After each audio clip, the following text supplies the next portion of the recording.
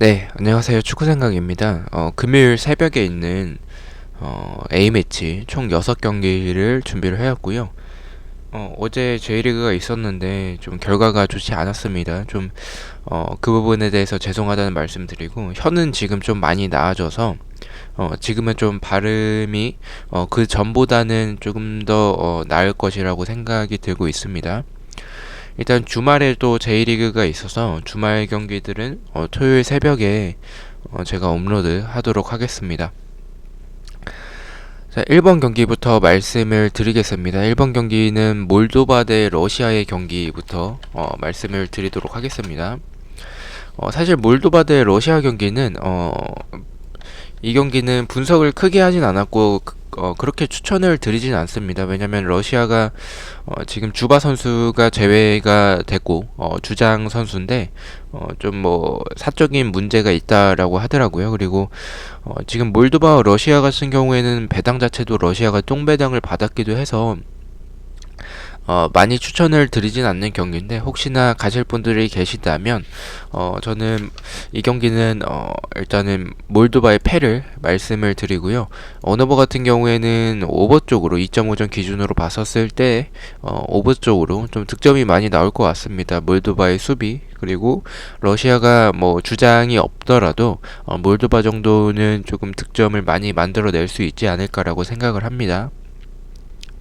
핸디캡 같은 경우에는 핸디캡 패를 말씀을 드리겠습니다. 몰도바와 러시아를 비교를 했었을 때 지금 상황에서 좀 러시아가 좀 큰 점수차로 주장이 없더라도 두 팀의 전력 차이는 크기 때문에 이렇게 몰도바의 핸디캡 패로 러시아의 2점 차 이상의 승리를 말씀을 드리겠습니다. 자, 이번 경기 말씀을 드리겠습니다. 세르비아 대 스코틀랜드의 경기고요. 일단은 뭐 제가 A매치에서 일부러 좀 유로 예선이 있는 경기들 위주로 좀 준비를 했습니다. 지금 유로 예선만 3경기를 준비를 했고요. 일단 이 경기에서는 플레이오프 경기고, 세르비아는 B조에서 3위, 스코틀랜드 같은 경우에는 I조에서 3위를 했고요. 세르비아는 최근 5경기 1승 2무 2패, 스코틀랜드는 3승 2무를 하고 있습니다. 경기력에 대해서 간단하게만 말씀을 드리겠습니다.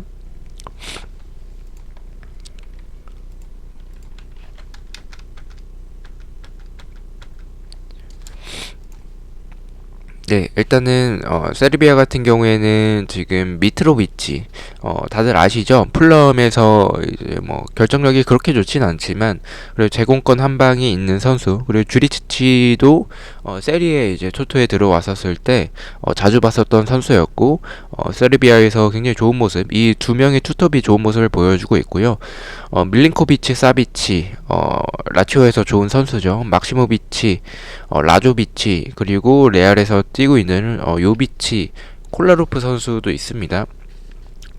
세르비아는 전체적으로 세트피스가 좋고요. 크로스도 굉장히 좋습니다. 공격 전개나 뭐 타디치, 아약스에서 뛰고 있는 타디치 선수도 있고요. 어쨌든 뭐 크로스 공격이 굉장히 좋고 결정력에 있어서는 조금 아쉬운 부분들이 있습니다.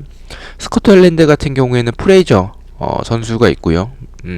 맥긴 선수가 있습니다. 맥토미니. 근데 맥토미니는 맨유에서는 미들로 뛰는데 스코틀랜드에서는 수비적으로 나오는 모습을 보여주고 있고요.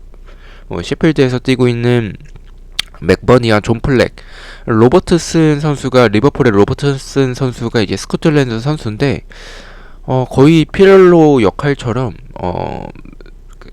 포지션 자체는 좌측 사이드백으로 나오지만 전환이나 롱킥이나 공격을 전개하는 과정에서 굉장히 많은 역할을 해주고 있습니다.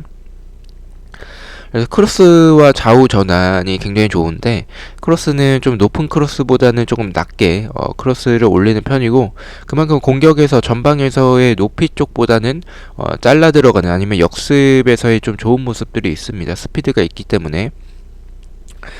자, 이렇게 공격적인 모습에서는 이렇게 두 팀의 모습을 보여주고 있고요. 저는 이 경기에서 말씀을 드리자면 세르비아의 승을 보고 있습니다. 세르비아의 승을 보고 있고요.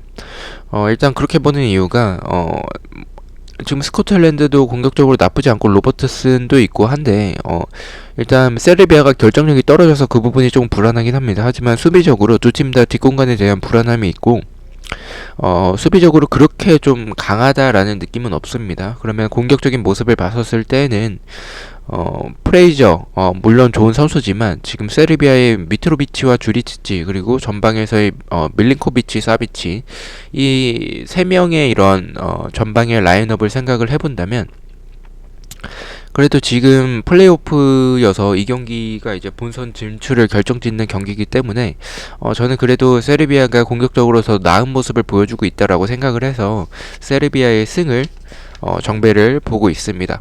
언어버 같은 경우에는 오버 쪽을 말씀을 드리겠습니다. 두 팀 다 이제 수비적으로 그렇게 좋진 않기 때문에 저는 이 경기는 좀 득점이 많이 나올 가능성이 있다라고 생각을 하고 있습니다. 그래서 오버 쪽으로 말씀을 드리고요. 배당에서의 확률은 국내에선 승 쪽, 해외 배당에선 승무 쪽으로 나뉘고 있습니다. 핸디캡 같은 경우에는 저는 세르비아의 핸디캡 무승부로 1점 차로 좀 간신히 이기지 않을까 2대1 내지는 3대2 정도의 승리를 예상하고 있습니다. 자, 3번 경기입니다. 북아일랜드 대 슬로바키아의 경기고요. 일단 배당에서의 확률은 국내에선 승무 쪽, 해외 배당에선 승패 쪽으로 나뉘고 있습니다. 데이터를 말씀을 드리면 북아일랜드는 C조에서 3위, 슬로바키아는 2조에서 3위를 하고 있고요. 북아일랜드와 슬로바키아 둘 다 2무 3패를 하고 있습니다. 경기력을 말씀을 드리면 북아일랜드는 크게 유명한 선수는 없습니다. 자말 루이즈, 노리치에서 뛰었었던 선수죠. 그리고 지금 뉴캐슬에 있고요. 그리고 에반스, 레스터 시티죠. 어쨌든 이 두 명의 수비 자원이 있고 롱킥과 크로스 공격 그리고 이 크로스 공격이 굉장히 날카로운데 세트 패스도 좋고요. 그러니까 뭐 한마디로 스타일적으로는 대표팀 판으로 이제 벌리의 느낌입니다. 한마디로 제공권을 좀 잘 활용을 하는 팀이고요. 슬로바키아 같은 경우에는 제가 좋아하는 함식 선수 여전히 뛰고 있더라고요. 함식도 있고 두다, 보제닉 이런 선수들을 활용을 해서 역습과 함식이 이제 공격에서의 공간을 노리는 이런 패스, 창의적인 부분이 좋고요. 세트 피스가 좋습니다. 저는 이 경기 결과부터 말씀을 드리면 저는 개인적으로 이 경기는 조금 패 쪽으로 생각을 하고 있습니다. 슬로바키아 쪽 좀 이변으로 생각을 하고 있고요.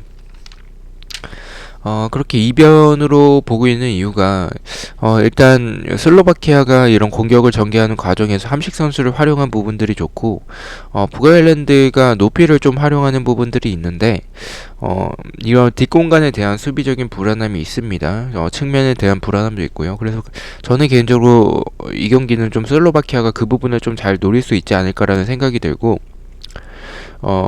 그런 부분이 좀 크다라고 생각을 합니다. 그래서 지금 유로 예선에서는 그래도 지금의 북아일랜드보다는 슬로바키아가 좀 승리를 하고 그 본선에 진출하지 않을까라고 개인적으로 생각을 하고 있습니다. 그래서 저는 북아일랜드의 패를 추천을 드리고요. 언어버 같은 경우에는 좀 언더 쪽으로 말씀을 드리겠습니다. 2.5점 기준으로 봤었을 때 지금 이 두 팀이 슬로바키아도 그렇고 북아일랜드도 그렇고 공격 쪽에서 좀 유명한 선수가 없습니다. 한마디로 좀 공격을 전개하는 과정은 북아일랜드는 제공권을 활용을 하고 슬로바키아는 좀 함식에 의존을 하는 모습인데 네, 그리고 핸디캡 같은 경우에는 핸디캡 패로 말씀을 드리겠습니다. 지금 북아일랜드의 이제 이변으로 슬로바키아 쪽을 보고 있기 때문에 핸디캡은 북아일랜드의 핸디캡 패를 말씀을 드리도록 하겠습니다. 자, 4번 경기 말씀을 드리겠습니다. 헝가리 대 아이슬란드의 경기고요. 일단 배당적인 확률은 국내에서는 승 쪽, 해외 배당에서 승무 쪽을 가리키고 있습니다. 헝가리는 2조에서 4위를 했고요. 아이슬란드는 H조에서 3위를 했습니다. 헝가리는 3승 1무 1패, 아이슬란드는 1승 4패를 하고 있습니다. 경기력을 말씀을 드리면 헝가리 같은 경우에는 썰러이 그리고 시게르 주자크 선수가 있고요. 세트피스와 이제 롱킥이 굉장히 많습니다. 공격을 전개하는 과정이 롱킥에 의존하는 부분들이 굉장히 많고, 이 롱킥으로 이제 세컨볼, 포스트 플레이가 많습니다.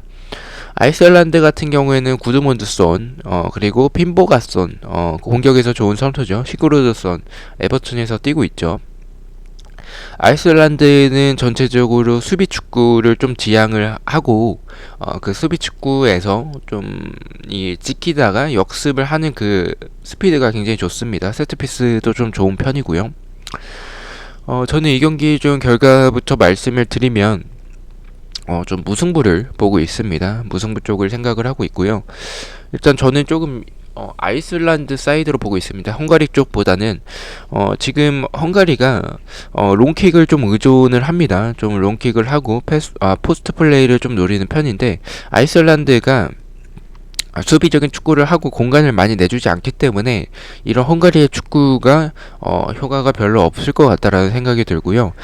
이 헝가리의 공격을 아이슬란드가 막아내고 역습으로 나아가면 헝가리가 역습에 취약한 부분과 수비적으로 굉장히 좀 안 좋다고 생각을 해요. 저는 개인적으로 이 경기를 왜 헝가리가 정배를 받았는지 좀 이해가 안 될 정도로 헝가리의 수비가 좀 개인적으로 좀 엉망이다라는 생각이 들어서 이 경기에서는 조금 무승부 쪽을 말씀을 드리고 좀 이변 쪽을 보고 있습니다. 그리고 언어버 같은 경우도 이제 언더를 말씀을 드리겠습니다. 아무래도 아이슬란드가 좀 역배긴 하지만 언더 쪽을 말씀을 드리고요. 아이슬란드가 좀 수비적인 축구를 하고 헝가리가 수비적으로 불안하긴 하지만 공격적으로 득점을 많이 만들어내진 못할 것 같다는 생각이 들어서 이 경기는 좀 2.5점 기준으로 언더 쪽을 말씀을 드리고요. 핸디캡 같은 경우에는 좀 이변을 보고 있기 때문에 헝가리의 핸디캡 패를 말씀을 드리도록 하겠습니다. 자, 다음은 이제 친선 경기를 말씀을 드리겠습니다. 웨일즈 대 미국 경기 5번 경기 말씀을 드리고요. 이 배당적인 확률은 국내와 해외 배당 모두 승부 쪽을 가리키고 있습니다. 웨일즈 같은 경우에는 뭐 다니엘 제임스, 뭐 로버츠, 해리 윌슨, 가레스 베일, 아론 램지 이런 선수들이 있고요. 크로스 공격이 굉장히 좋고 측면에서 좀 위협적인 모습과 역습 그리고 템포가 굉장히 빠릅니다. 미국 같은 경우에는 그 소집 명단을 보니까 유망주들 위주로 나왔고요. 뭐 리차즈나 맥케니, 뭐 플래식, 세전트, 아담스 이런 선수들이 있고 세트피스와 측면에서의 크로스 공격이 굉장히 좋습니다. 저는 이 경기는 좀 크게 고민은 하지 않았습니다. 일단 미국이 좀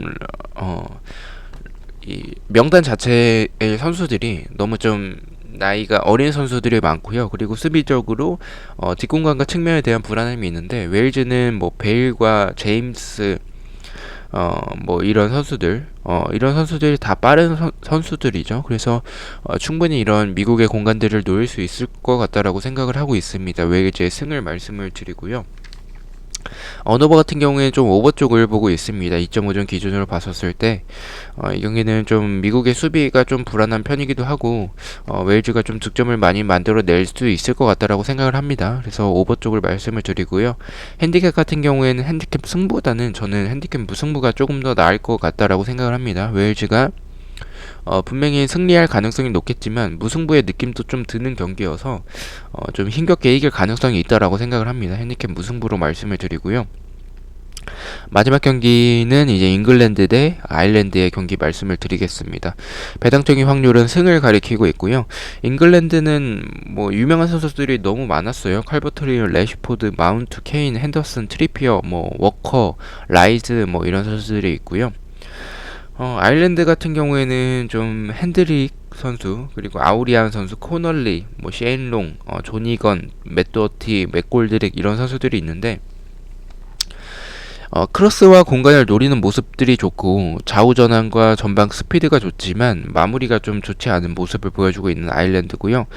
수비적으로 뒷공간과 측면에 대한 불안함이 좀 있습니다. 잉글랜드는 다이어에 대한 불안함이 있지만 아일랜드가 좀 수비적인 불안함이 좀 많은 팀이기 때문에 잉글랜드의 이런 공격진을 본다면 잉글랜드가 이 경기는 좀 무난하게 승리할 가능성이 높다라고 생각을 합니다. 잉글랜드의 승을 말씀을 드리고요.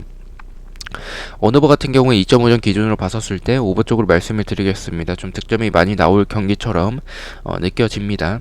핸디캡 같은 경우에도 잉글랜드의 핸디캡 승으로 2점 차 이상의 승을 생각을 하고 있습니다. 이 경기는 잉글랜드가 친선 경기라고 할지라도 좀 큰 점수차로 이기지 않을까라고 생각을 합니다. 자, 이렇게 6경기 공유를 드렸고요. 뭐 제가 예측을 굉장히 많이 했지만 여기서 좀 좋아 보이는 것들만 골라 가시면 좋은 결과가 있지 않을까라고 생각이 들고요. 1번 경기부터 6번 경기까지 제가 가장 추천을 드리는 픽을 말씀을 드리겠습니다. 1번 경기는 몰도바의 패를 가장 추천을 드리고요. 2번 경기는 세르비아의 오버를 가장 추천을 드립니다. 3번 경기는 북아일랜드의 핸디캡 패를 가장 추천을 드리고 4번 경기도 헝가리의 핸디캡 패를 가장 추천을 드립니다. 5번 경기는 좀 오버 쪽으로 말씀을 드리고요. 6번은 잉글랜드의 승을 가장 추천을 드리도록 하겠습니다. 이제 가장 제가 안전하다라고 생각을 하는 픽을 이제 제가 두 픽을 공유를 드리도록 하겠습니다. 이대로 따라오셔도 되고 좋아 보이시면 따라오시고 좋아 보이지 않는다면 아까 예측했던 부분에서 좀 골라 가시는 것도 좋을 것 같습니다. 일단 뭐 첫 번째는 헝가리의 핸디캡 패를 말씀을 드리고요. 두 번째는 잉글랜드 승으로 말씀을 드리겠습니다. 근데 똥배당 조합이어서 배당이 1.8배당으로 높지는 않습니다. 좌측이 이제 배트맨이고 우측이 인플레이인데 좌측 배트맨에서 1.8배당, 인플레이에서는 2.09배당을 받으신 것을 볼 수가 있습니다. 그리고 하나의 픽을 더 공유를 드리면 이 경기는 저는 1,000원으로 소액으로 갔고요. 좀 언오버 쪽 위주로 좀 갔습니다. 첫 번째는 몰도바의 오버를 갔고요. 두 번째는 세르비아의 오버. 세 번째는 북아일랜드의 핸디캡 패를 갔고요. 4번 경기에는 잉글랜드의 오버 이렇게 조합을 해서 6.6배당으로 가봤습니다. 시청해주셔서 너무나도 감사드리고요. 토요일 새벽에 J리그 분석으로 다시 뵙도록 하겠습니다. 감사합니다.